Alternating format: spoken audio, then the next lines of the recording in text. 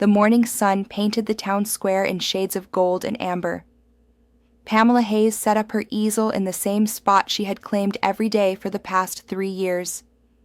The corner near the old fountain gave her a perfect view of the entire square, and the light was particularly good there around 10 in the morning. She was 52 years old, though most people guessed she was younger. Her dark hair, now streaked with distinguished silver, was pulled back in a practical ponytail. Her hands, steady and sure, arranged her paints and brushes with practiced efficiency. These were the same hands that had once held guns, picked locks, and typed classified reports. Now they created art. Riverside was the kind of town where everyone knew everyone. Population, 4,500.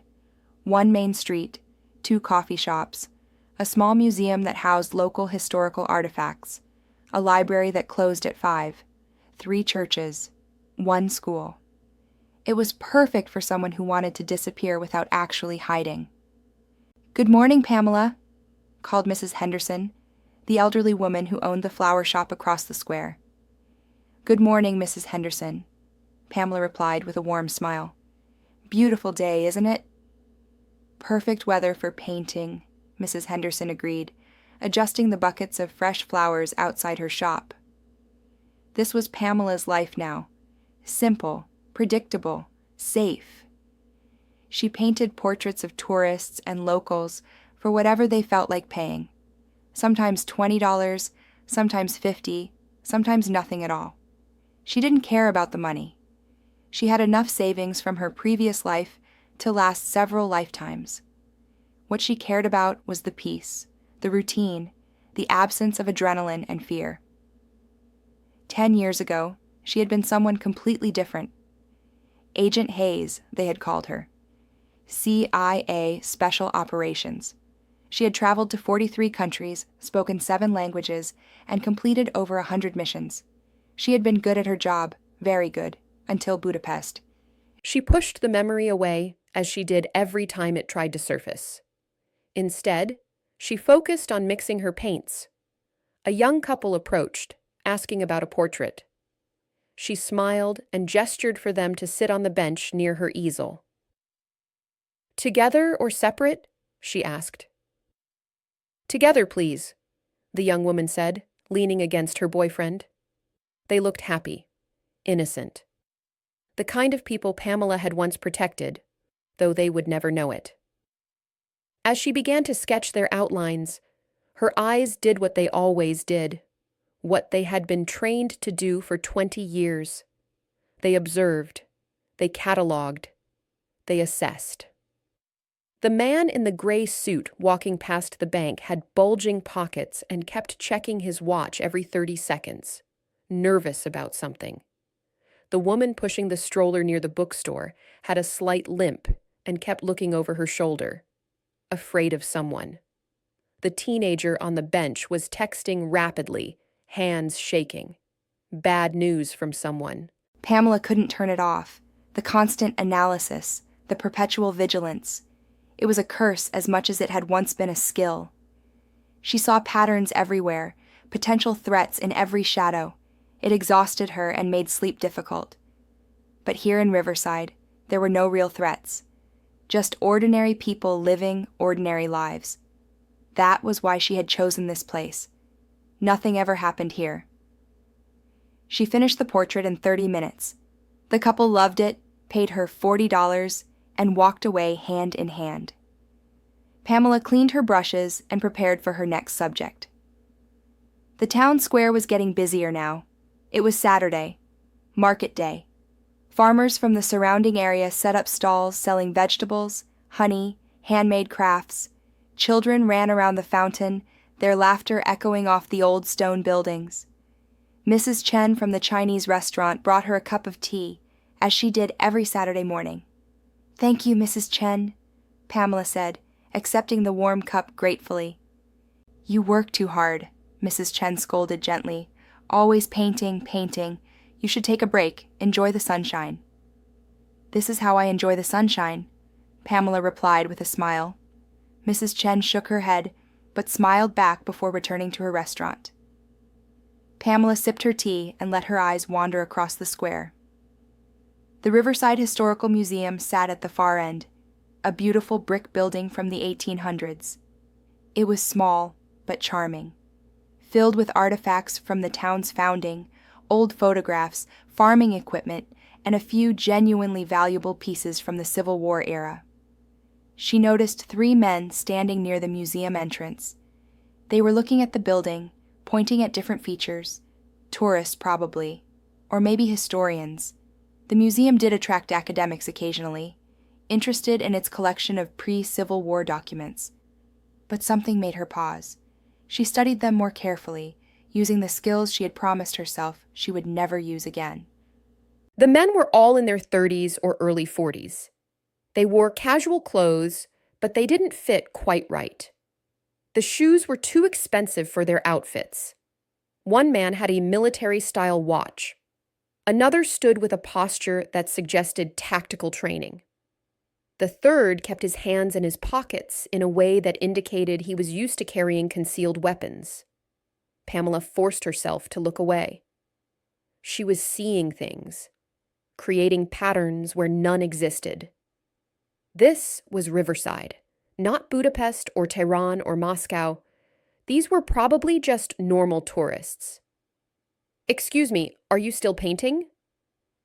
An elderly man with kind eyes stood before her easel. "Of course," Pamela said, pushing all other thoughts aside. "Please have a seat." The day continued normally. She painted 5 more portraits, chatted with neighbors, ate lunch at her favorite sandwich shop. But throughout the afternoon, her eyes kept drifting back to the museum. The 3 men had gone inside. An hour later, they emerged and walked to the coffee shop across the street, where they sat at an outdoor table with a clear view of the museum entrance. They were watching it, studying it, just as she had been trained to study targets. "Stop it," she told herself firmly. "You're imagining things. You've been out of the game for 10 years. You're paranoid. These are just ordinary people." But old habits died hard, and by the time she packed up her supplies at 5 o'clock, she had memorized all 3 faces, noted their height and weight, observed their patterns of behavior, and identified at least 3 potential weapons they could be carrying. She walked home to her small cottage on Maple Street, 3 blocks from the town square. It was a cozy place with a small garden where she grew tomatoes and herbs. She had painted the shutters blue last summer. The neighborhood was quiet, filled with families and retirees.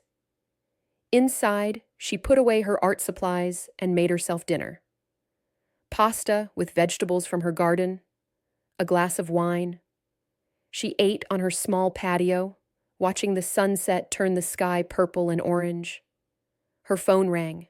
It was her sister calling from Seattle. "Hey, Pam," Linda said. "How's life in the middle of nowhere?" "It's perfect," Pamela replied honestly. "Quiet, peaceful, everything I wanted." "Are you painting?" "Every day. I'm getting pretty good at portraits."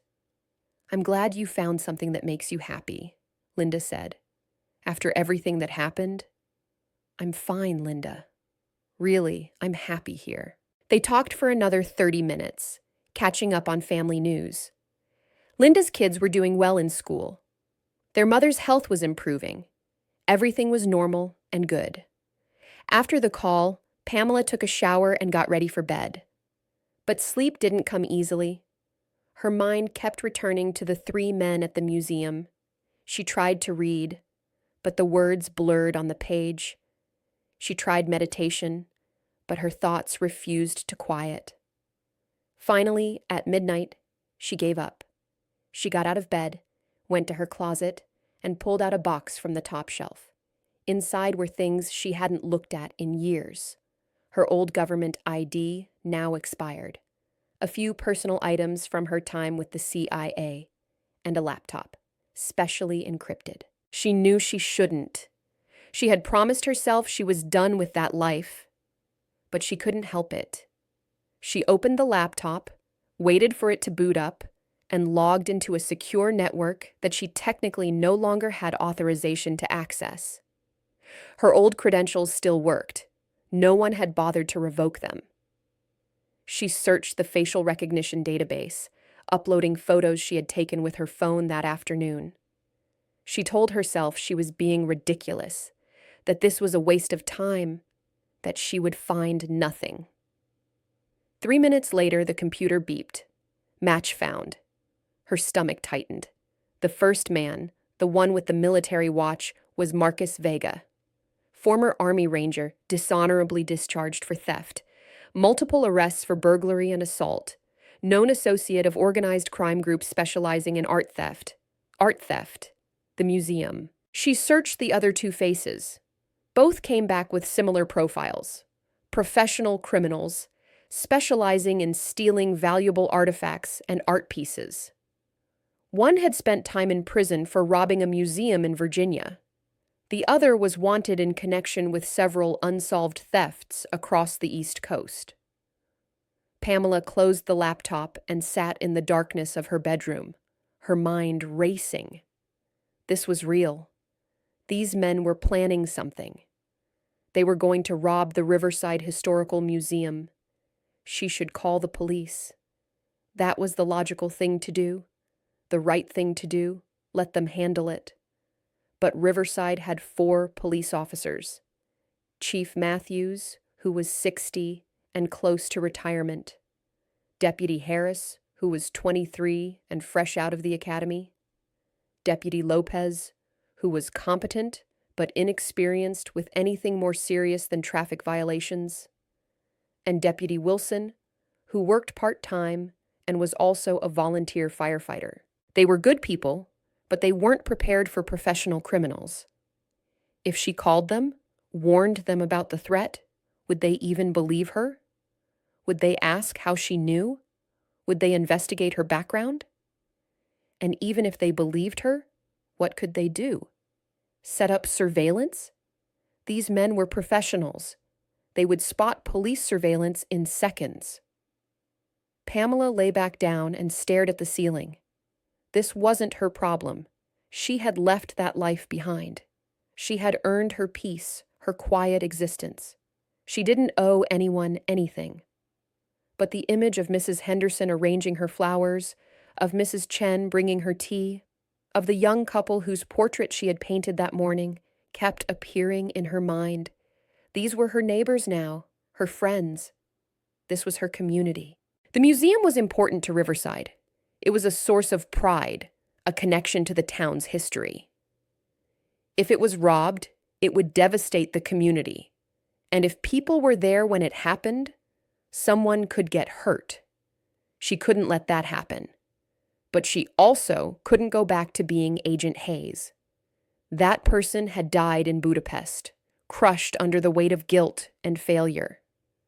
She wasn't that person anymore. But maybe she could be someone in between. Someone who used those old skills for a new purpose.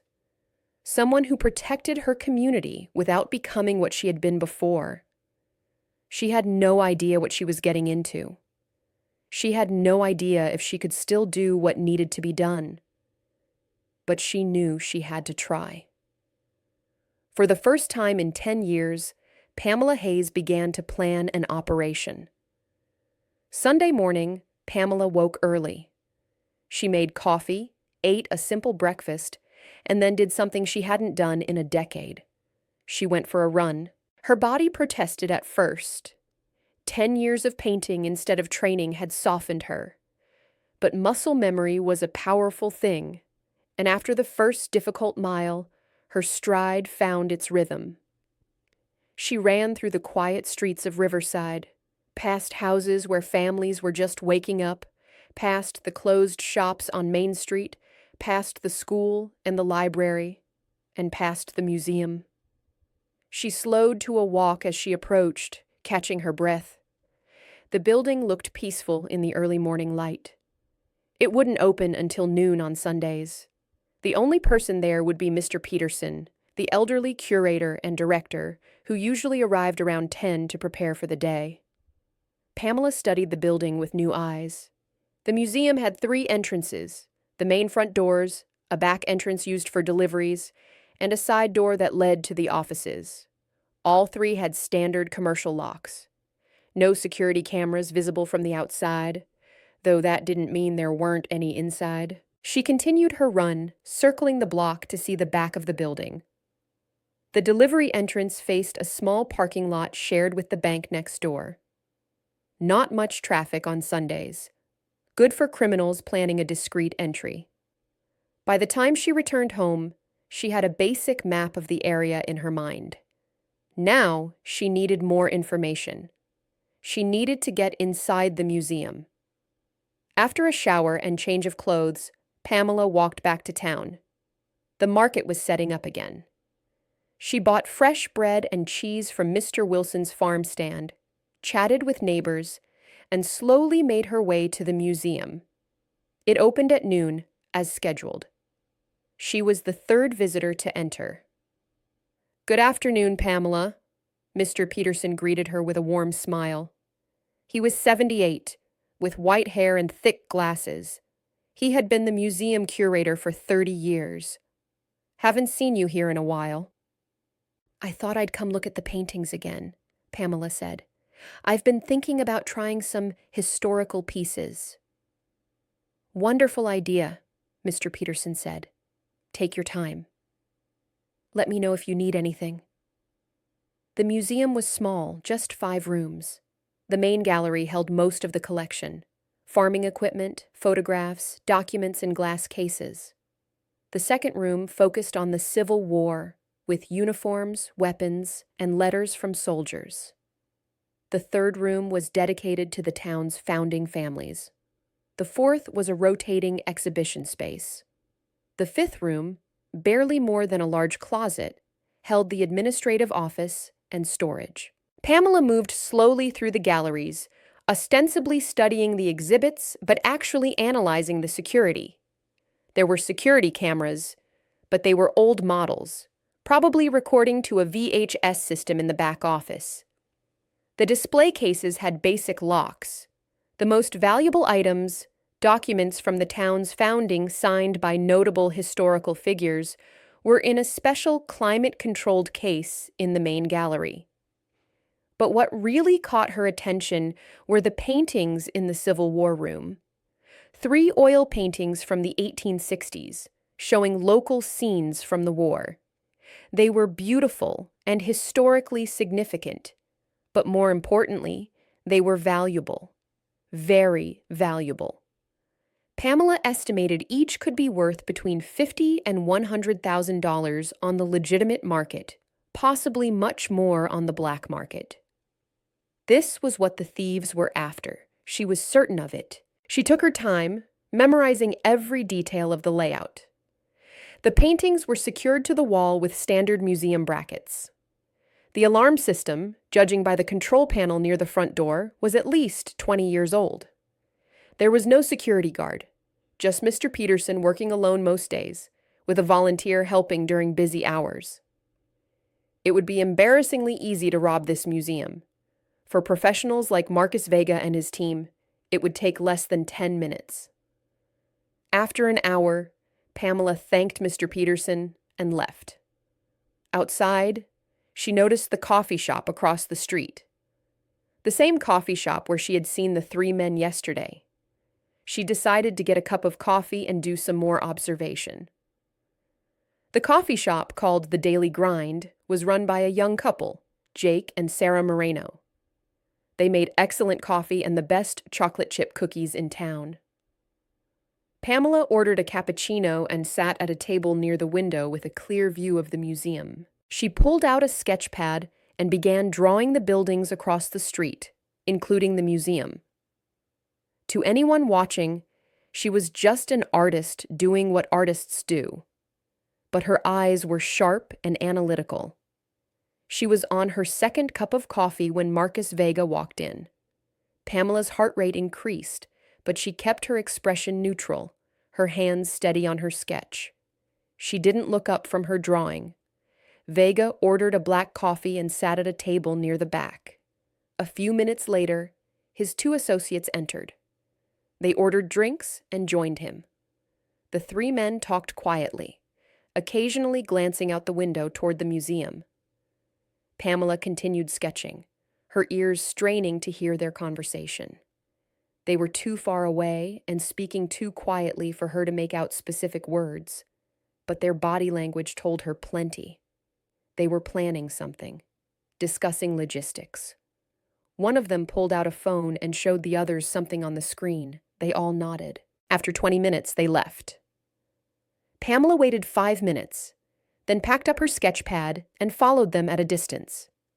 The three men walked to a motel on the edge of town. The Riverside Inn was the only motel in town, a modest place with 20 rooms that mostly housed traveling salespeople and workers passing through. Vega and his team went into room 14 on the ground floor. Pamela walked past without slowing, noting the location, then continued to the end of the street where there was a small park. She sat on a bench and pulled out her phone. She had a choice to make. She could still walk away from this, call the police anonymously, give them the names of the men, and let them handle it. It would be the smart thing, the safe thing. But she knew what would happen.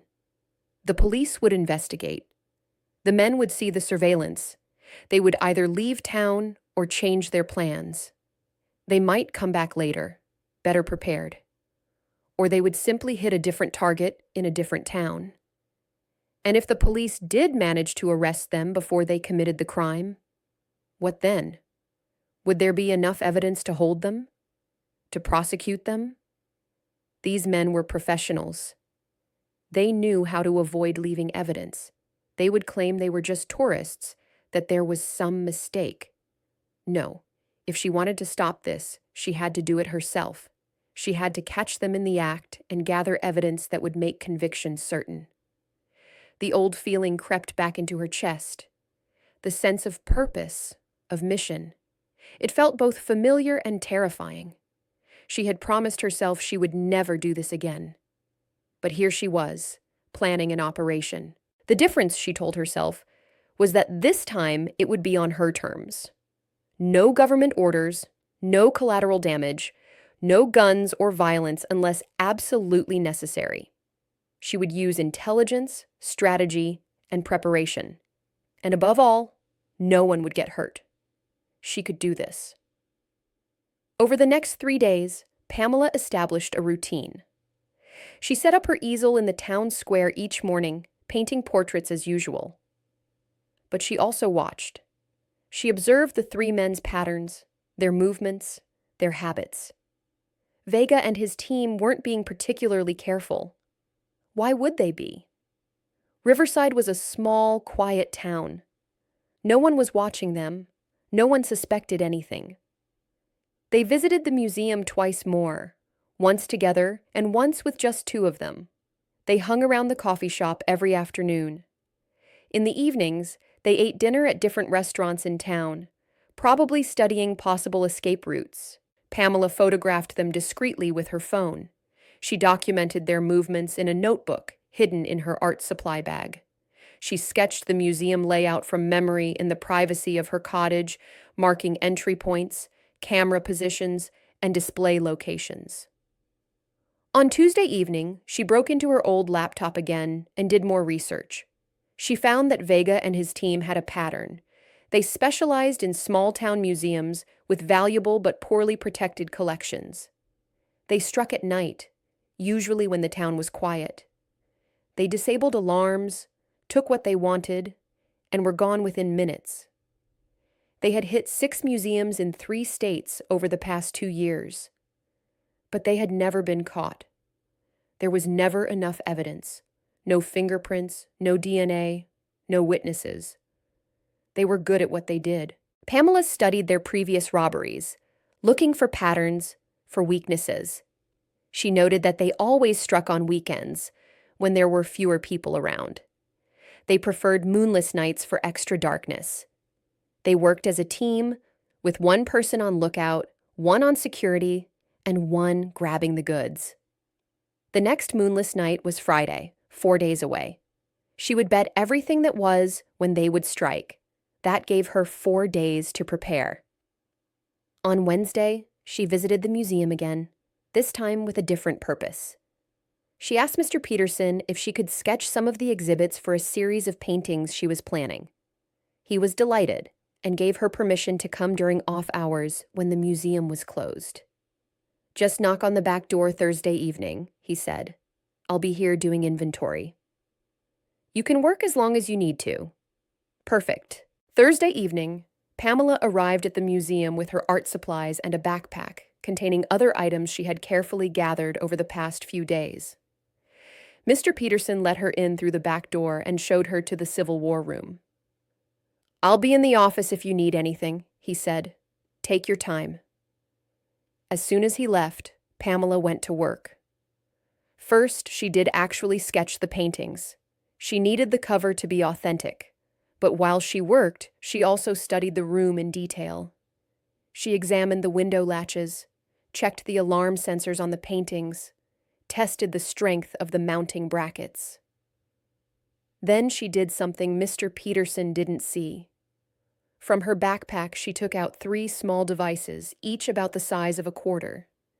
They were motion-activated cameras with built-in wireless transmission. She had ordered them online, supposedly for monitoring wildlife in her backyard. She placed one camera on top of a tall display case where it was nearly invisible in the shadows. She placed the second behind a framed photograph on the wall, angled to cover the windows. The third went in the corner, positioned to see the entrance to the room. The cameras were activated by motion and would record directly to a secure cloud storage account. When the thieves came, she would have video evidence of everything. But cameras weren't enough. She needed to be there. She needed to stop them and make sure they couldn't destroy the evidence. After 2 hours of sketching, she thanked Mr. Peterson and left through the back door. She walked around the building, looking for her entry point. She found it on the east side, a small window, partially hidden by bushes, that led to a storage room. The lock was old and would be easy to pick. On Friday morning, Pamela followed her usual routine. She set up her easel in the town square and painted. But her mind was elsewhere, running through the plan step by step, identifying potential problems, working out solutions. The 3 men appeared in the coffee shop around 11. They stayed for an hour, watching the museum, making final observations. Then they left and didn't return. They were preparing for tonight. She was certain of it. Pamela packed up early, around 3 o'clock. Several neighbors commented that she seemed tired. She smiled and said she hadn't been sleeping well. It wasn't a lie. At home, she ate a light dinner and tried to rest, but anxiety made it impossible. She checked and rechecked her supplies. She had prepared everything she might need: dark clothes, a small LED flashlight, a multi-tool with a lockpick, zip ties, pepper spray, and her phone with the camera's monitoring app installed. She told herself again, no one would get hurt. She would document their crime, stop them if possible, and then call the police. Clean, simple, safe. At 10 o'clock, she dressed in black jeans, a black long-sleeved shirt, and dark sneakers. She pulled her hair into a tight bun and put on a black baseball cap. Looking at herself in the mirror, she barely recognized the person staring back. It had been so long since she had dressed for an operation. She grabbed her backpack and slipped out of her house into the darkness. The streets of Riverside were quiet. Most people went to bed early here. A few lights glowed in windows, but no one was out walking. She moved through the shadows, avoiding the main streets, taking a route she had planned earlier. It took her 15 minutes to reach the museum. She circled it once, checking for any signs of activity. Nothing. The building was dark and silent. She made her way to the east side window. Using her multi-tool, she picked the lock. It took less than 30 seconds. The window swung open silently, and she climbed through into the storage room. Inside, she crouched in the darkness, letting her eyes adjust. The storage room was full of boxes and old equipment. She moved carefully to the door, opened it a crack, and peered into the hallway. Empty. Silent. She checked her phone.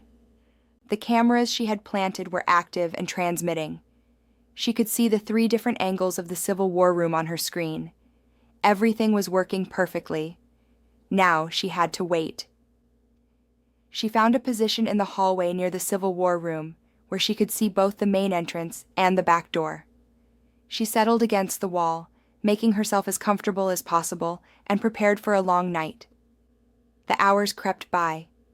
11 o'clock, midnight, 1 in the morning. Pamela remained alert, her senses sharp, listening for any sound. At 2:17 a.m., she heard it. The faint sound of metal on metal. Someone was picking the lock on the back door. Her heart rate increased, but remained steady. Years of training took over. Her breathing was controlled. Her mind was clear. The back door opened slowly. 3 dark figures slipped inside.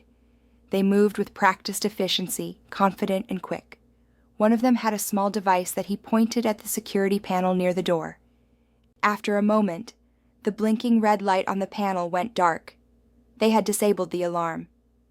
Pamela watched from her hiding spot as they moved through the museum. They knew exactly where they were going. The Civil War room, the paintings. She followed them silently, staying in the shadows. They entered the room and went straight to the 3 valuable paintings. One man pulled tools from his backpack and began working on the mounting brackets. The second man stood watch at the door. The third examined the paintings, checking their condition. Pamela raised her phone and started recording with its camera as well, adding to the footage from her hidden cameras. She had them. Clear evidence of breaking and entering, theft and possession of stolen property. Now came the hard part. She stepped into the doorway, blocking their exit. "Stop what you're doing," she said calmly. "The police are on their way." The 3 men spun around, startled. For a moment, no one moved. Then Marcus Vega smiled. "Lady, you just made a big mistake." Pamela stood her ground in the doorway, her posture relaxed, but ready. The 3 men faced her, their initial surprise quickly transforming into something more dangerous. She had expected this. Professional criminals didn't give up easily. "Who are you?" Vega asked, taking a step toward her. His voice was calm, but his eyes were calculating, assessing the threat. "Museum security? You don't look like a cop." "I'm someone who knows what you're doing," Pamela replied, "and I've recorded everything." "The alarm company has already been notified. The police are on their way. If you leave now, you might make it to your car before they arrive." It was a lie. She hadn't called anyone yet, but she needed to buy time and see if she could convince them to leave without violence. Vega exchanged glances with his partners. The man who had been working on the paintings, a muscular guy with a shaved head named Derek, according to Pamela's research, put down his tools. The third man, lean and nervous-looking, moved toward the window. "Check outside," Vega ordered. "See if she's bluffing." The nervous one, whose name was Tony, peered through the window into the darkness. "I don't see any cops." "She's lying," Derek said, his voice hard. "We need to deal with her and get out of here." Pamela's muscles tensed, but she kept her voice steady. "I'm not alone. There are others watching. If anything happens to me, you won't make it out of this town." Another lie, but a necessary one. She was alone, just as she had always been in her old life. The difference was that this time, she had chosen to be. Vega studied her for a long moment. "You know what I think? I think you're a concerned citizen who got in over her head. Maybe the museum director's wife? Or a local cop playing hero?" "It doesn't matter who I am," Pamela said. "What matters is that you're caught." There's video evidence, multiple cameras. Every move you've made since you entered this building is recorded. If you add assault to the charges, you'll spend decades in prison instead of years. "Then we'll have to take the cameras," Vega said reasonably. "And the phone I'm sure you're holding behind your back." He lunged toward her suddenly, moving fast for a man his size. But Pamela had been expecting it. She had been reading his body language. seeing the tells that indicated he was about to attack. His weight shifting forward, his shoulders tensing, his eyes flickering to her hands. She sidestepped his rush, using his momentum against him. Her foot hooked behind his ankle, and she pushed his shoulder, sending him stumbling past her into the hallway. Years of hand-to-hand combat training came flooding back, muscle memory that her body had never truly forgotten. Derek charged next, more cautious than Vega, but still confident. He was bigger and stronger, and he clearly expected to overwhelm her quickly. Pamela ducked under his reaching arms and drove her palm into his solar plexus, not hard enough to cause serious injury, but enough to knock the wind out of him. He doubled over, gasping. Tony pulled something from his pocket. A knife. The blade gleamed in the dim light filtering through the windows. "Stop," Pamela said firmly. "You don't want to do this. This is still just breaking and entering. Use that knife, and it becomes armed robbery. Assault with a deadly weapon. The penalties are much worse." "Shut up," Tony said, but his hand was shaking. He wasn't a violent criminal, Pamela realized. He was a thief, not a fighter. The knife was probably for intimidation, not use. Vega had recovered and was coming back toward her, more carefully this time. Derek was still catching his breath. Pamela did quick calculations. 3 against 1. Confined space. Limited exits. Tony had a knife, and while she doubted he would actually use it, she couldn't take that chance. Time to change tactics. "What if I made you a deal?" she said. Vega paused. "What kind of deal?" "Leave now. Walk away. Don't take anything. I'll give you a 30-minute head start before I call the police." "Why would you do that?" Vega asked suspiciously. "Because I don't want anyone to get hurt," Pamela said honestly. "You're professional thieves, not violent criminals. Your records show burglary, theft, but no assault charges. Don't ruin that tonight. Leave now, and you can disappear before the law catches up to you." "And the video?" Derek wheezed, still holding his stomach. "I'll still give it to the police," Pamela said. "But without the actual theft being completed, the charges will be lighter. Breaking and entering attempted robbery. You'll have time to get a lawyer, maybe work out a deal." It was a gamble. She was betting on their professional instincts, their training to avoid violence when possible, their desire to cut their losses and live to steal another day. Vega thought about it. She could see him weighing the options: fight and risk serious assault charges, or run and hope to evade capture long enough to disappear. 20 minutes, he said finally, "and you delete the videos." 30 minutes, Pamela countered. "And I keep the videos, but I wait to send them. That's my final offer." Vega looked at his partners. Tony lowered his knife, looking relieved. Derek nodded reluctantly. "Fine," Vega said, "but if you're setting us up, if the cops are waiting outside, the deal is off, and we will come back for you." "No setup," Pamela promised. "Just walk out the back door, get in your car, and drive. Don't stop until you're out of the state." The 3 men gathered their tools quickly, putting them back in their backpacks. As they moved toward the hallway, Vega stopped next to Pamela. "You're not a civilian," he said quietly. "I don't know who you are, but you've had training. Military? FBI?" "Does it matter?" Pamela asked. "Just curious," Vega said. "You could have taken us all down if you wanted to. But you didn't. Why?" "Because I don't want to be that person anymore," Pamela said. Vega nodded slowly, something like understanding in his eyes. "Fair enough. We're even then. You let us walk. We don't come back. Deal?" "Deal." The 3 men left through the back door, disappearing into the night. Pamela listened to their footsteps, heard a car engine start in the distance, and then silence. She waited 5 minutes to make sure they were really gone, then pulled out her phone and dialed 911. "This is 911. What's your emergency?" "This is Pamela Hayes. I'm at the Riverside Historical Museum. There's been a break-in. The intruders are gone, but I have video evidence.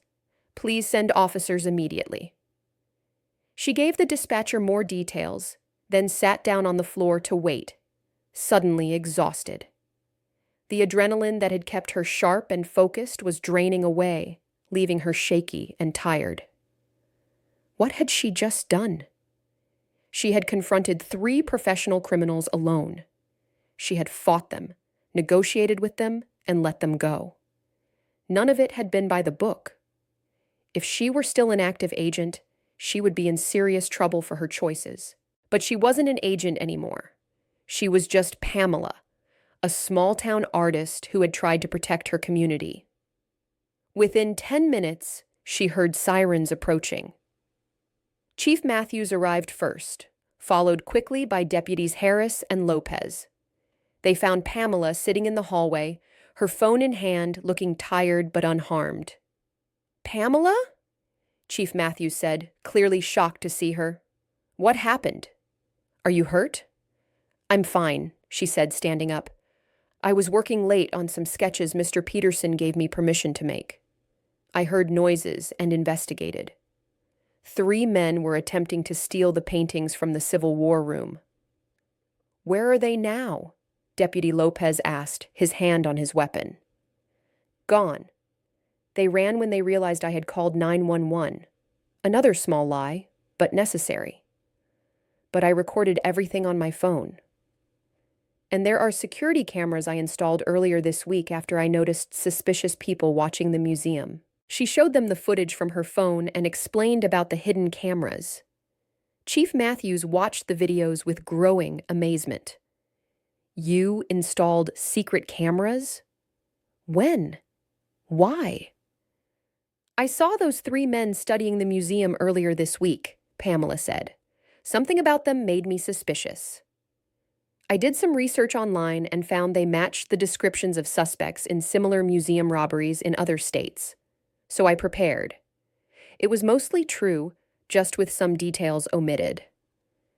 "You should have called us," Chief Matthews said, but he didn't sound angry, just concerned.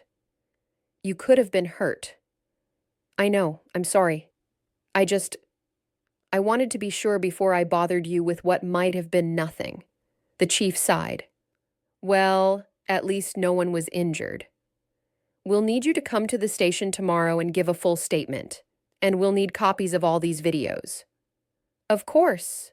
They spent the next hour going through the museum, documenting the break-in, taking photos, collecting evidence. The back door lock had been picked, but not damaged. The alarm system had been professionally disabled, but could be reset. Nothing had been taken. Mr. Peterson arrived, awakened by a call from Chief Matthews. He was distraught at the thought of the museum being robbed, but grateful that Pamela had stopped it. "You're a hero," he said, hugging her. "You saved our history." "Thank you." Pamela felt uncomfortable with the praise. She didn't feel like a hero. She felt like someone who had complicated a situation that should have been simple. By the time the police finished their investigation, it was almost dawn. Chief Matthews drove Pamela home personally. "I'm putting out an APB on those 3 men," he said as they pulled up to her cottage. "With your video evidence, we should be able to track them down." "I hope so," Pamela said, though part of her doubted it. Vega and his team were professionals. They would ditch their current identities and disappear. But at least they wouldn't be robbing any more small-town museums for a while. "Get some rest," the chief said. "You've had quite a night." Pamela went inside and finally allowed herself to collapse. She sat on her couch, still in her dark clothes, and let the exhaustion wash over her. She had done it. She had stopped the robbery. No one had been hurt. The paintings were safe, and she had managed to do it without becoming the person she used to be. But she couldn't shake the feeling that something had changed. The careful peace she had built over 10 years felt fragile now, like a glass that had developed a crack. She had remembered what it felt like to plan an operation, to face danger, to rely on skills she thought she had buried forever. And part of her, a small part she didn't want to acknowledge, had missed it. The next morning, Pamela woke to her phone ringing persistently. She groaned and checked the time. 9:47 a.m. She had slept for maybe 4 hours, and her body felt like it had been hit by a truck. Hello? Pamela! It's Sarah from the coffee shop. Have you seen the news? What news? You're famous. It's all over the local news website. Local artist foils museum robbery. There's even a video someone posted of the police at the museum last night. Pamela's stomach sank. I'm not famous, Sarah. I just happened to be in the right place. Are you kidding? You're a hero. Everyone's talking about it. The breakfast rush has been insane. Everyone coming in to discuss what happened. You have to come by. Breakfast is on the house. After Sarah hung up, Pamela checked her phone. 17 missed calls, 32 text messages. Her email inbox was full. Everyone she knew in Riverside wanted to talk about what happened. She took a long shower, trying to wash away the exhaustion and anxiety. She couldn't hide in her house forever.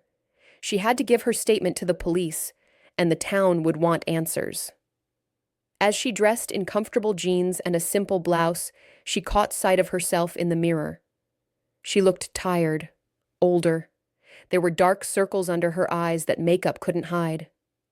When she stepped outside, Mrs. Henderson was waiting on her porch with a basket of fresh flowers.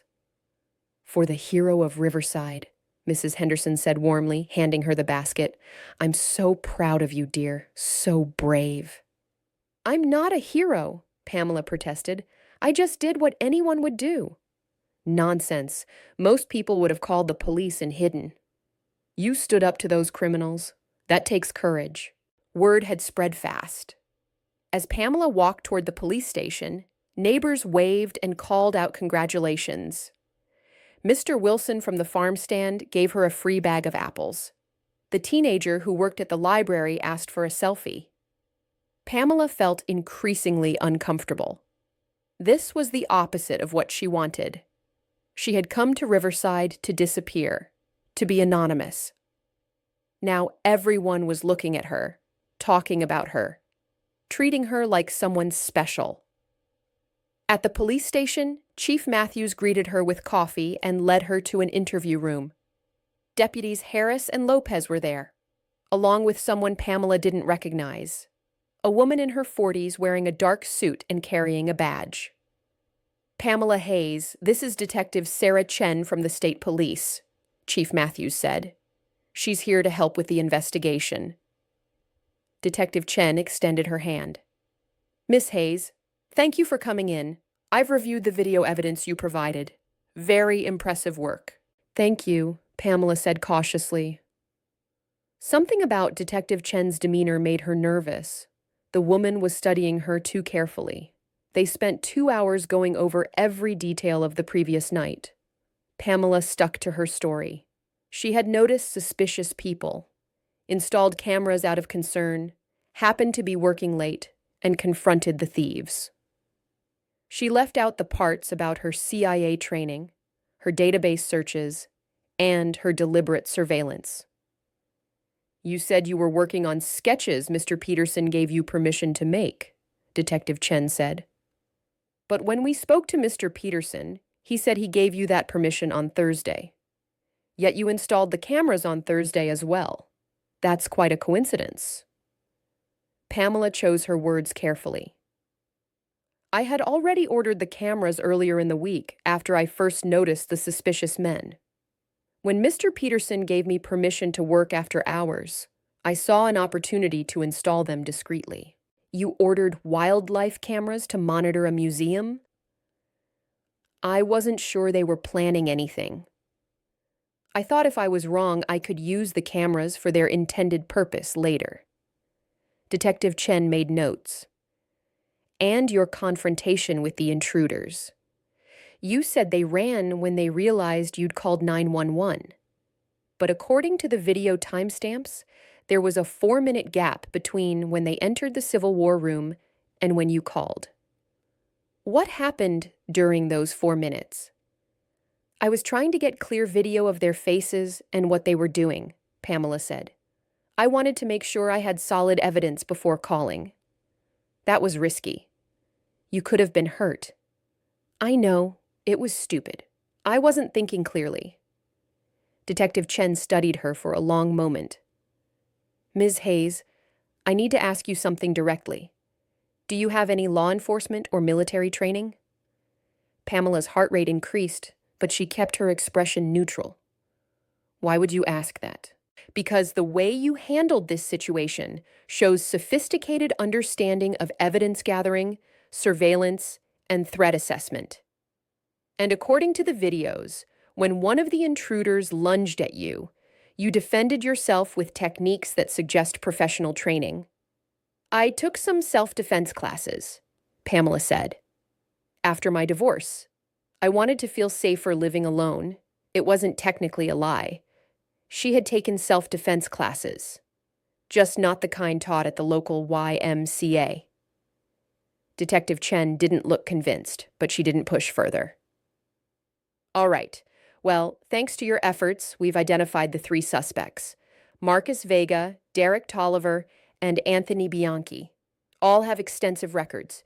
We've issued warrants and alerts across multiple states. Will you catch them? Pamela asked. We'll do our best. But guys like this, they know how to disappear. Detective Chen closed her notebook. One more thing. The museum's insurance company is very grateful for your intervention. They're talking about offering you a reward. That's not necessary, Pamela said quickly. I don't want any reward. You might not have a choice, but we can discuss that later. Detective Chen stood and handed Pamela a business card. If you remember anything else, or if those men try to contact you, call me immediately. After the interview, Pamela walked back toward home. But the town square was too crowded. Too many people who wanted to talk, to congratulate her, to ask questions. She changed direction and headed for the woods at the edge of town, where a hiking trail led to a small lake. She needed solitude, space to think. The trail was quiet, just birds and wind through trees. After 20 minutes of walking, she reached the lake. She sat on a fallen log and stared at the water. Everything was falling apart. The careful life she had built, the anonymous existence she had cultivated, was crumbling. People were asking questions. Detective Chen was suspicious. And worst of all, she had discovered that she couldn't completely leave her old life behind. The skills, the instincts, the need to act, they were still there, waiting. I thought I might find you here. Pamela spun around, her hand automatically reaching for a weapon that wasn't there. A woman stood on the trail, 30 yards away. She was in her 50s, with gray hair cut short and sharp blue eyes. She wore hiking clothes, but her posture suggested she was anything but a casual hiker. Who are you? Pamela asked. Someone who's been looking for you for a long time? The woman walked closer, her hands visible and empty. My name is Margaret Reeves. I work for the agency. The real agency, not the state police. CIA. Pamela felt her blood run cold. I don't know what you're talking about. Please, Agent Hayes. Or do you prefer Pamela now? Margaret sat on the log, leaving space between them. You can drop the act. I know who you are. I know what you were. I was nobody, Pamela said. I left that life 10 years ago. Nobody just leaves the CIA, Margaret said. Not someone with your record, not someone who was as good as you were. I had a breakdown, Budapest. It's all in my file, I'm sure. I've read your file cover to cover, Margaret said. The official version and the classified one. Budapest was a tragedy. But it wasn't your fault. You saved 16 people that night. The fact that you couldn't save 2 more doesn't erase that. Pamela closed her eyes. She didn't want to hear this. She didn't want to relive that night. I don't want to talk about Budapest, she said quietly. Fair enough.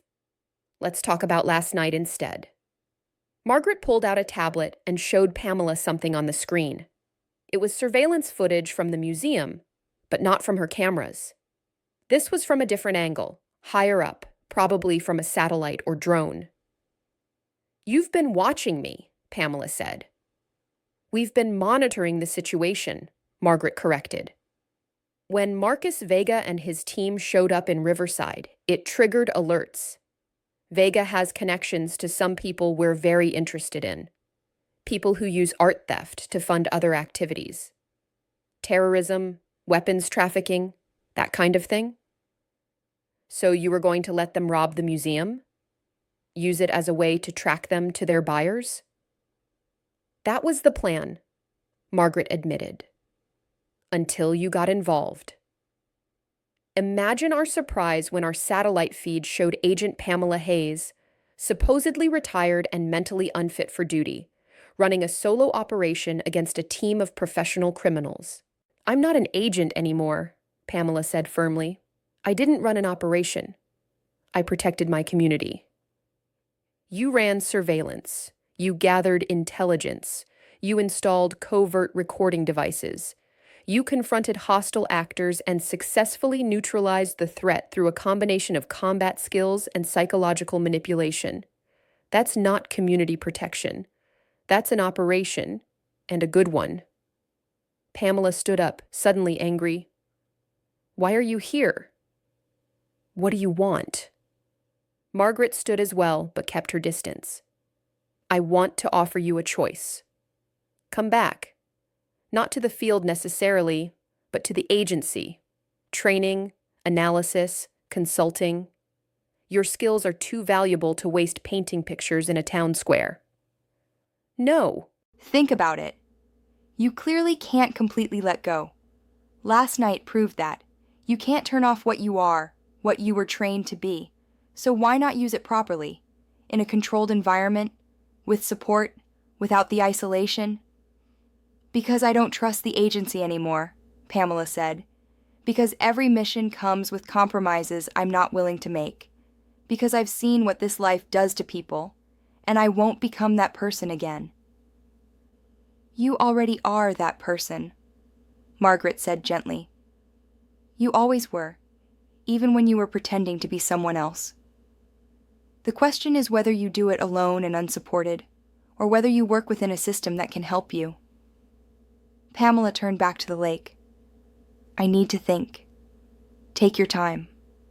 But Pamela, those 3 men you let walk away last night, they're not going to disappear like you think. They're angry. They're embarrassed. And their employers are very unhappy with them. There's a chance they might come back for you. Let them come, Pamela said, though her stomach tightened at the thought. That's the agent talking, Margaret said. The civilian should be scared. Remember which one you want to be.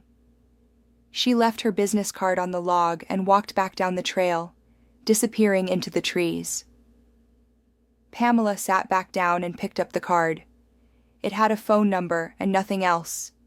No name, no title, just 10 digits. She thought about throwing it in the lake. Instead, she put it in her pocket. For 2 weeks, life in Riverside slowly returned to normal. The story of the attempted museum robbery faded from the front page of the local news site. People stopped treating Pamela like a celebrity.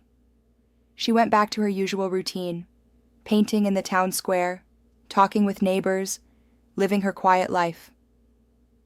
But everything felt different now. She caught herself constantly scanning faces in the crowd, assessing threats that didn't exist. Her sleep was worse than ever. She dreamed of Budapest, of Vega and his team, of Margaret Reeves and her offer. She carried the business card everywhere, taking it out occasionally to stare at the number. She never called it. The museum increased its security, installing new cameras and a better alarm system. Mr. Peterson tried to give Pamela credit for saving the collection, but she deflected the praise. She didn't feel like she deserved it. She had let the criminals walk away. For all she knew, they were robbing another museum somewhere else. On a Tuesday afternoon, while she was painting a portrait of a young mother and her toddler, Deputy Harris approached her easel. "Hey, Pamela. Chief wants to see you at the station when you have a chance." "Is everything okay?" "Yeah, nothing bad. He just wants to update you on the case." After finishing the portrait, Pamela walked to the police station. Chief Matthews was in his office with Detective Chen, who had apparently made several trips to Riverside since the robbery. "Thanks for coming in," Chief Matthews said. "We wanted to give you an update." The state police tracked Vega and his team to Baltimore.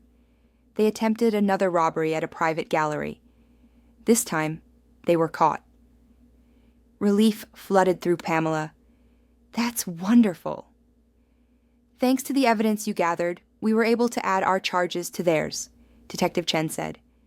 "They're looking at significant prison time. You should be proud. You helped stop a crime ring that's been operating for years." "I'm glad no one was hurt in Baltimore," Pamela said. "There's something else," Detective Chen continued. "During questioning, Vega told us something interesting. He said you gave them a 30-minute head start, that you had a deal." Pamela's pulse quickened. "I told you what happened. They ran when I called 911. Vega says you never called 911 while they were there, that you let them leave, then called afterward. He says you showed them professional courtesy, one criminal to another, because you recognized their professionalism." "That's absurd," Pamela said. "Why would you believe a career criminal over me?" "I don't," Detective Chen said. "But I am curious about why he would say that. And I'm curious about other things, too. I ran a background check on you, Pamela Hayes. You know what I found? Not much. You moved to Riverside 10 years ago. Before that, you lived in Virginia for a while. Before that, nothing. No employment history, no paper trail, nothing. It's like you didn't exist before 12 years ago." Pamela kept her face neutral. "I've had a complicated life. A bad marriage, some personal issues. I value my privacy." "I'm sure you do," Detective Chen said. "Look, I'm not trying to cause you problems. But if there's something I should know, something that might be relevant to this case, I need you to tell me." Chief Matthews looked uncomfortable. "Detective Chen, Pamela is a valued member of our community. Unless you have actual evidence of wrongdoing, I don't see why we're having this conversation." "I'm just trying to understand the whole picture," Detective Chen said, standing. "But you're right. Vega and his team are in custody. The case is closed. That's what matters." She looked at Pamela. "Thank you for your cooperation, Miss Hayes, and for your bravery." After Detective Chen left, Chief Matthews apologized. "She's just thorough. Don't take it personally." "It's fine," Pamela said. "She's doing her job." But as she walked home, Pamela realized how fragile her new life was. Detective Chen was suspicious. Margaret Reeves knew the truth. How long before others started asking questions? How long before her cover completely unraveled? That night, she couldn't sleep. She lay in bed, staring at the ceiling, thinking about choices and consequences. She had tried to help, tried to use her skills for good, and now everything was falling apart. Around 2 a.m., she heard something, a slight sound outside her window, probably nothing, an animal, the wind. But her instincts screamed danger. She slid out of bed silently and moved to the wall beside the window. She peered through a gap in the curtains. 3 figures moved through her garden. They were dressed in dark clothes, moving carefully, trying to be silent. Vega and his team. They had escaped. Or maybe these were different people, sent by their employers to punish her for interfering. Pamela's mind raced through options. She couldn't call the police. By the time they arrived, it would be over. She couldn't run. They would expect that. She had to fight, but this time without the element of surprise. She moved quickly through her house, grabbing what she needed. A heavy flashlight, a kitchen knife, her phone. She sent a quick text to Chief Matthews. "Intruders at my house. Send help." Then she turned off her phone so its light wouldn't give away her position. She heard the back door being picked. They were coming in. Pamela positioned herself in the hallway between the kitchen and living room. When they entered, they would be backlit by the windows, but she would be in shadow. Small advantage, but she would take it. The door opened. 3 figures entered, spreading out efficiently. Professionals, just like before. But something was different. These weren't Vega's team. These people moved differently with military precision. And they were carrying weapons. Real weapons. "Pamela Hayes," one of them said. "We need you to come with us. Don't make this difficult." "Who are you?" she asked from the darkness. "Friends. We're here to extract you. It's not safe here anymore." "I'm not going anywhere." "It's not a request. Our intel says Vega's employers have put out a contract on you. You've become a liability. They're sending people to deal with you. We're here to protect you." "By breaking into my house in the middle of the night?" "By getting you out before the real killers arrive. We're on your side, Agent Hayes." Before Pamela could respond, she heard more sounds. A car pulling up fast, doors opening. Footsteps, many of them, coming from the front of the house. The 3 friends in her kitchen heard it too. They tensed, raising their weapons toward the front door. "Too late," one of them muttered. "They're here." The front door exploded inward. More figures poured in, dressed similarly, but moving with hostile intent. Gunfire erupted. Pamela dropped to the floor, her heart pounding. This was it.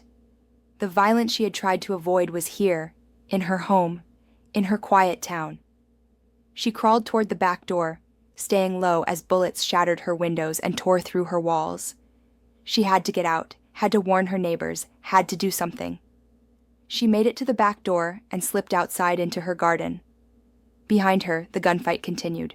She ran toward the street, planning to flag down Chief Matthews when he arrived. But someone grabbed her from behind, covering her mouth with a strong hand. "Don't scream." "I'm here to help." Margaret Reeves. She pulled Pamela behind a hedge as more vehicles arrived. State Police, FBI. The cavalry was here, but the war had already begun.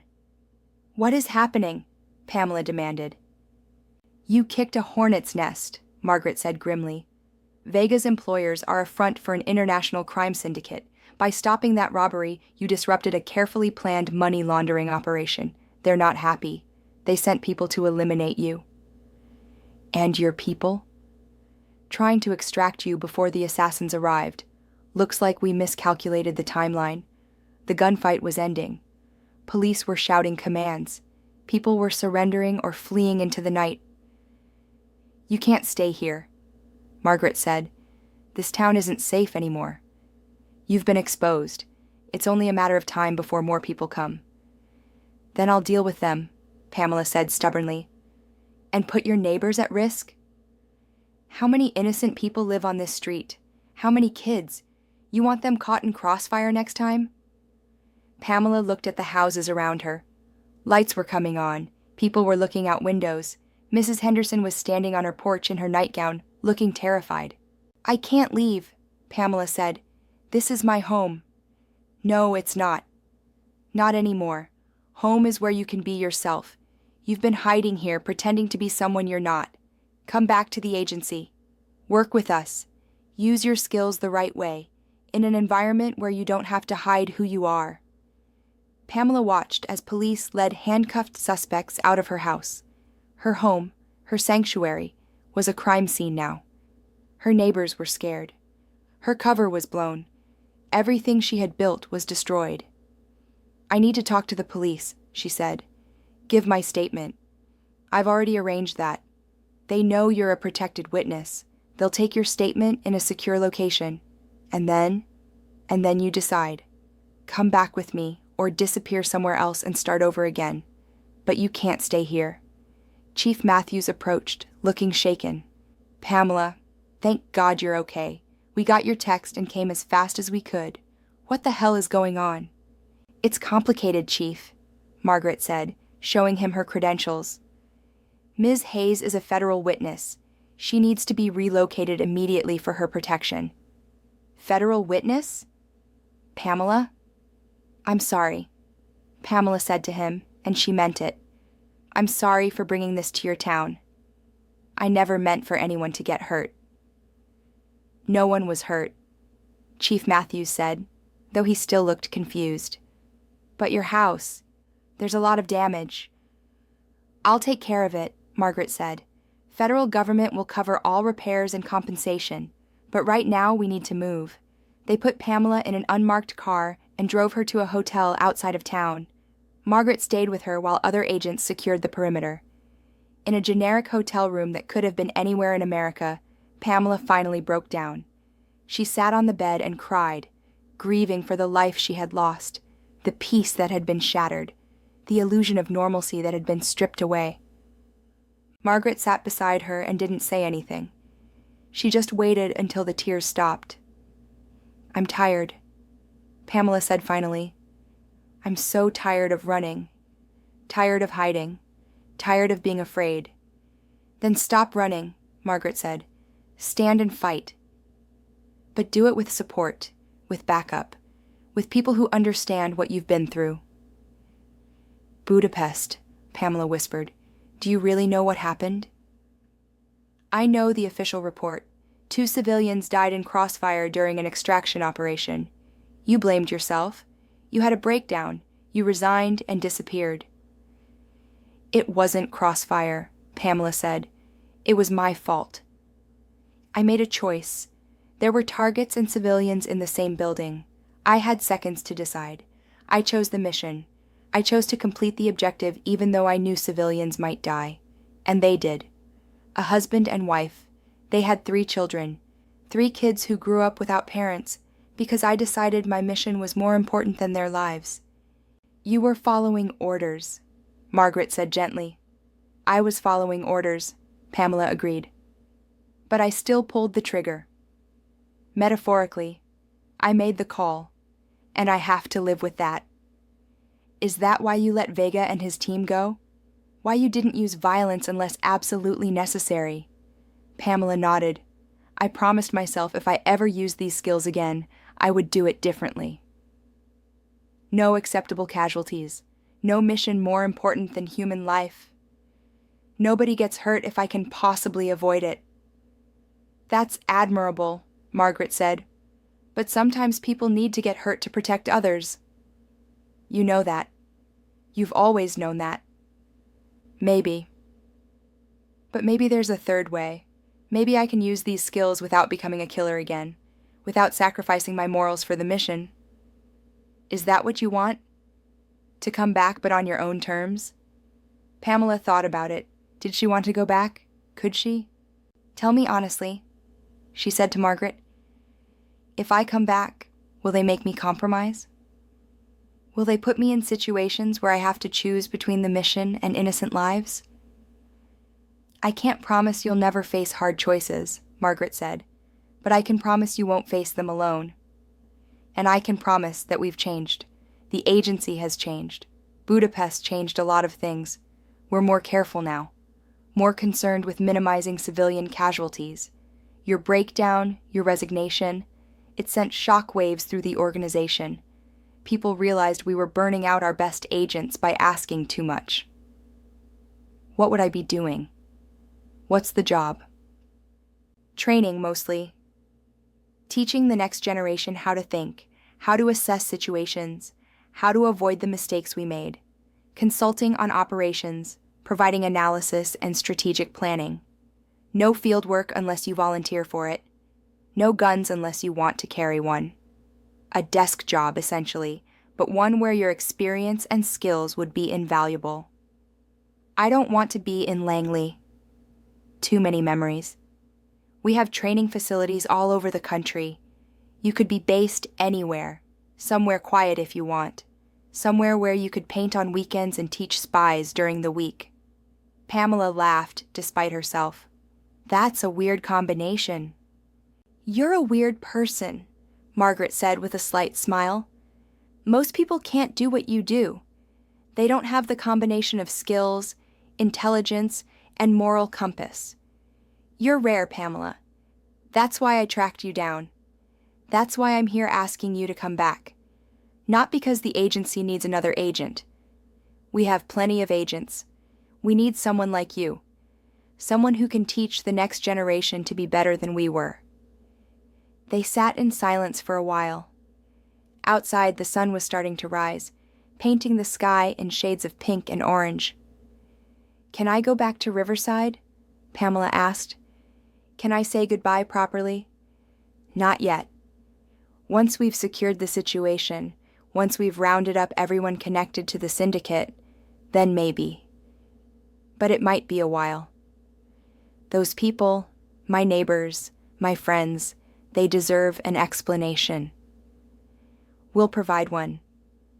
Federal witness protection, ongoing investigation, that kind of thing. They'll understand.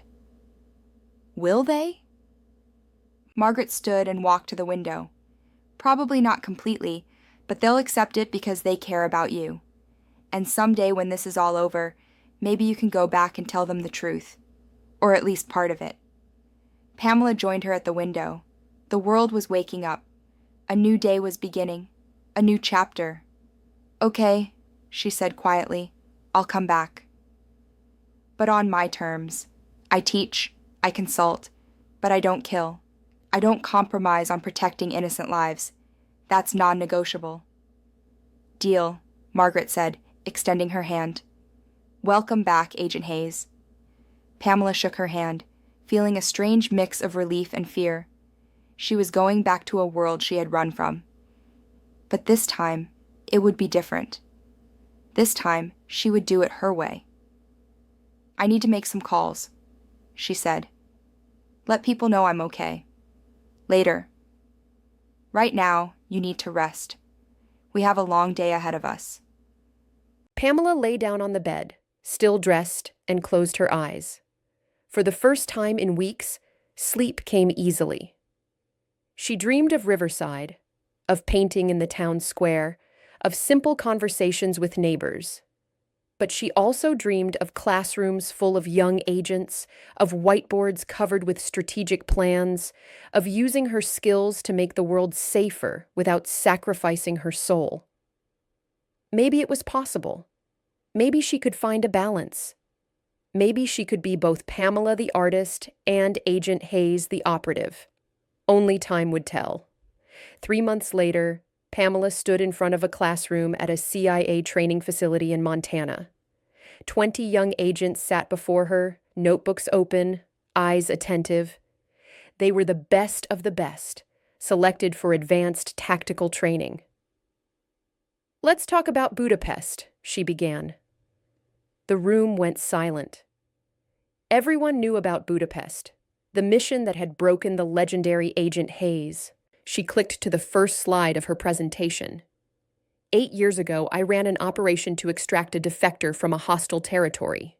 The mission parameters were clear. Get the asset out at any cost. What they didn't tell me was that any cost might include innocent lives. She walked them through the operation step by step, the planning, the infiltration, the complications, and then the moment of choice. I had 3 seconds to make a decision, she said. Complete the mission and risk civilian casualties, or abort and lose the asset. I chose the mission. 2 civilians died, and I've carried that weight every day since. One of the students raised her hand. But you completed the mission. You saved the asset. Doesn't that justify the cost? That's the question, isn't it? Pamela said. Does the end justify the means? And who decides what cost is acceptable? She clicked to the next slide. Here's what I learned. There's always another option. It might not be obvious. It might require more time, more creativity, more risk to yourself. But it's there if you look hard enough. She spent the next 2 hours walking them through alternative scenarios, what she could have done differently, how she could have delayed the mission, found another route, protected the civilians while still completing the objective.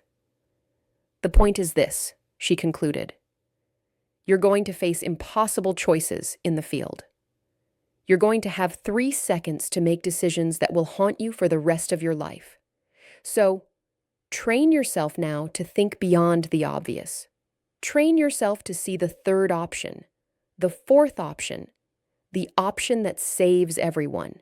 Because the mission is important, but so is your humanity. After class, several students came up to ask questions. They wanted to know more about Budapest, about her career, about how she had managed to come back from retirement. Margaret Reeves appeared in the doorway, waiting patiently. When the last student left, she entered the classroom. Good session, she said. They're responding well to you. They're asking hard questions, Pamela replied. That's good. They should question everything, including whether to follow orders, especially whether to follow orders. Blind obedience is how we end up with more Budapests. Margaret smiled. The old guard would have your head for saying that. Good thing I don't answer to the old guard anymore. They walked together through the facility, a sprawling complex disguised as a corporate retreat center. The cover story was that it was a leadership training company for Fortune 500 executives. In reality, it was one of the CIA's most advanced training facilities. I have news, Margaret said. The investigation into the syndicate is complete. 17 arrests, 3 countries cooperating. The network has been dismantled. What about Vega and his team? Cooperating fully with prosecutors in exchange for reduced sentences. They're going to testify against their employers. So it's over? For you? Yes, the threat is neutralized. You're safe now. They reached the facility's small art studio, a perk that had been added specifically for Pamela. She had negotiated it as part of her contract. 4 days a week teaching, 3 days doing whatever she wanted, and access to an art studio. Does this mean I can go back to Riverside? Pamela asked. At least for a visit? I don't see why not, Margaret said. Though I should warn you, your house has been renovated. Federal government paid for significant upgrades, new security system, reinforced doors and windows, safe room. Your neighbors probably think you're a drug dealer or something. Pamela laughed. Perfect. That'll help me blend in. Are you sure you want to go back? You've built something here. The students respect you. The work is important. I know, and I'll keep doing it. But Riverside is where I found peace. I need to see if that peace is still possible. 2 days later, Pamela drove into Riverside in a rental car. It was a Saturday morning, and the town square was busy with the weekly market. She parked a block away and walked slowly toward her old spot near the fountain. Everything looked the same. Mrs. Henderson's flower shop, the Chinese restaurant, the coffee shop, the museum. It was as if time had stopped. But then people started recognizing her. Mrs. Henderson dropped a bucket of flowers and ran toward her. Mrs. Chen came out of the restaurant, wiping her hands on her apron. Chief Matthews was on his radio, probably alerting the other officers. Within minutes, a crowd had gathered. People were asking questions, expressing relief that she was okay, wanting to know what happened and why she left. I'm sorry, Pamela said, her voice breaking. I'm so sorry I left without explaining. I was in trouble.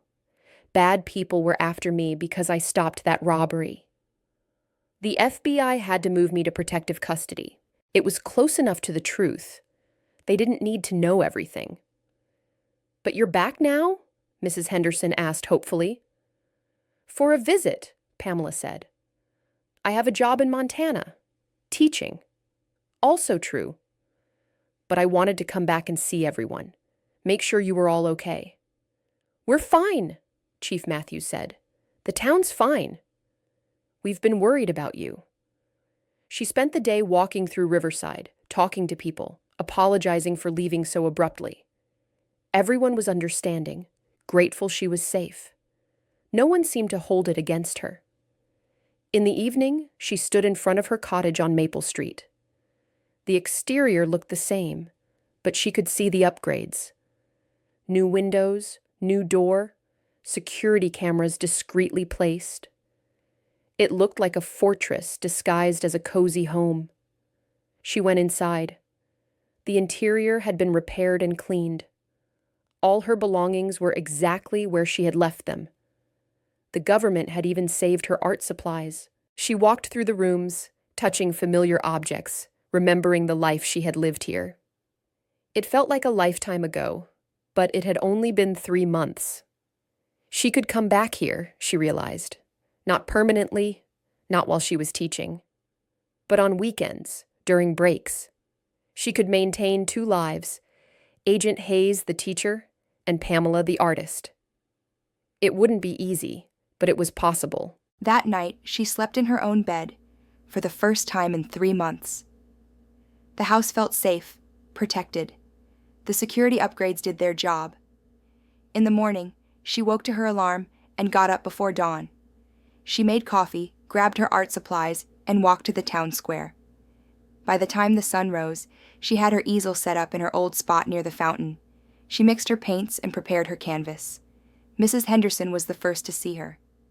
"Pamela, you're staying?" "Just for the weekend," Pamela said. "But I'll be back often. This is still my home." Throughout the day, people came by to watch her paint. Some commissioned portraits, some just talked. It was like old times, but different. There was an understanding now, an acknowledgement that Pamela was more than she appeared. They didn't know the details, but they knew she had depth, secrets, a complicated past, and they accepted her anyway. By evening, she had completed 5 portraits and reconnected with her community. As she packed up her supplies, she felt something she hadn't felt in years: complete peace. She was no longer hiding from her past or running from her skills. She had integrated both parts of herself into something new. She was Agent Pamela Hayes, teacher and strategist, and she was Pamela, artist and friend. Both identities were true. Both were important. As she walked home through the quiet streets of Riverside, she thought about the journey that had brought her here. Budapest and its tragedy. 10 years of hiding. The museum robbery that had forced her to confront herself. Margaret Reeves and her offer. The decision to return to the agency. All of it had led to this moment, to this feeling of wholeness. She pulled out her phone and called Margaret. "How's the visit going?" Margaret asked. "Good, really good. I think I can make this work. Teaching during the week, coming here on weekends. It feels right." "I'm glad. The students were asking about you today. They miss you already. Tell them I'll be back Monday. I have a new lesson planned about creative problem solving in high-pressure situations. Drawing from recent experience. Always drawing from experience. That's what makes me a good teacher." They talked for a few more minutes about schedules and upcoming training sessions. After hanging up, Pamela made one more call. "Hey, Linda." "Pam. I've been trying to reach you for weeks. Where have you been?" "It's a long story. But I'm okay. Better than okay, actually. I wanted to let you know I have a new job. Teaching in Montana." "Montana? That's so random. What are you teaching?" "Leadership skills, strategic thinking. It's interesting work." "Are you happy?" Pamela looked around at her cottage, thought about her classroom in Montana, pictured the town square where she would paint again next weekend. "Yeah," she said. "I really am. For the first time in years, I'm actually happy. Good. That's all I wanted to hear. When can I visit? Anytime. I'll be going back and forth between Montana and Riverside, but you're welcome at either place. After saying goodbye to her sister, Pamela made herself dinner and sat on her patio watching the sunset. The sky turned brilliant shades of orange and purple. Birds sang their evening songs. The world felt peaceful. She thought about the museum robbery and everything that had followed. In trying to protect her quiet life, she had inadvertently discovered that her quiet life wasn't enough. She needed purpose. She needed to use her skills. But she also needed art, community, and simplicity. The key was balance. And for the first time, she felt like she had found it. 6 months later, the classroom in Montana was full. 30 students this time, all advanced trainees preparing for field assignments. Pamela stood at the front, her presentation ready. Today we're going to talk about something different, she said. Not tactics or strategy, but art. Strategy. The students looked confused. Art wasn't typically part of CIA training. Observation is the foundation of intelligence work, Pamela explained. And the best way to develop observation skills is through drawing. When you sketch something, you have to really see it. Every detail, every shadow, every line. She projected an image of a busy street scene. Take 5 minutes. Draw this scene from memory. Include as many details as you can remember. The students worked quietly, sketching hastily. When time was up, Pamela collected their drawings. Now let's see what you missed, she said, clicking through the image in slow motion. There's a man in the background with mismatched shoes. There's a car with a cracked windshield. There's a woman checking her watch every few seconds. All potential indicators of something interesting. But most of you missed them because you weren't really looking. She spent the next hour teaching them to see like an artist sees, with attention to detail, pattern recognition, and an understanding of how light and shadow reveal truth. This is how I spotted the men planning to rob the museum in Riverside, she explained. Not through electronic surveillance or intelligence reports, but by observing them like an artist observes a subject. Their posture, their clothes, their movements. The human eye, properly trained, is still the best intelligence tool we have. After class, Margaret Reeves found her in the art studio. Pamela was working on a large canvas, a landscape of the Montana mountains visible through the window. "The director wants to meet with you," Margaret said. "About what?" "Your teaching methods. They're getting attention. Students trained by you are performing significantly better in field assessments. They want to incorporate your approach into the standard curriculum." "That's good, right?" "It's very good. It means your methods are working. You're making a difference." Pamela cleaned her brushes thoughtfully. "You know what I realized? The same skills that made me good at intelligence work made me good at art. Observation, patience, attention to detail, understanding human nature. I thought I was leaving one world for another, but really I was just looking at the same world through a different lens." "That's very philosophical," Margaret said with a smile. "Are you going to Riverside this weekend?" "Of course. I have 6 portrait commissions waiting, and Mrs. Henderson wants me to paint a mural on the side of her flower shop." "A mural?" "That's ambitious. She wants something that represents the town's history. I'm going to incorporate the museum, the founding families, the natural beauty of the area. It'll take weeks, but it'll be worth it." "You really have found your balance, haven't you?" "I think so. Monday through Thursday, I'm Agent Hayes. Friday through Sunday, I'm Pamela the artist. Both identities feed each other. Both make me whole." That weekend, Pamela worked on the mural with help from several town volunteers. The youth center had organized a community art project, and dozens of people contributed ideas and helped paint. As she worked, Standing on a ladder with a paintbrush in hand, she reflected on how far she had come. From a broken agent haunted by Budapest to a teacher who helped others avoid her mistakes. From a woman hiding in a small town to someone who embraced both aspects of her identity. The mural took shape slowly, a beautiful representation of Riverside's past and present. The museum was central, surrounded by images of the town's founders, local wildlife, the river that gave the town its name, and the people who made the community what it was. On Sunday evening, as the sun set on the completed mural, the town gathered to admire it. Pamela stood beside Mrs. Henderson, both of them exhausted but satisfied. "It's beautiful," Mrs. Henderson said. "You've captured everything that makes this place special." "It's not just a place," Pamela replied.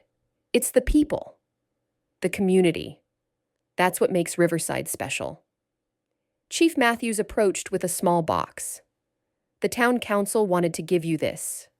It's not much, but it's from all of us." Inside was a key, not to a building, but symbolic. A key to the town, officially making her an honorary citizen of Riverside.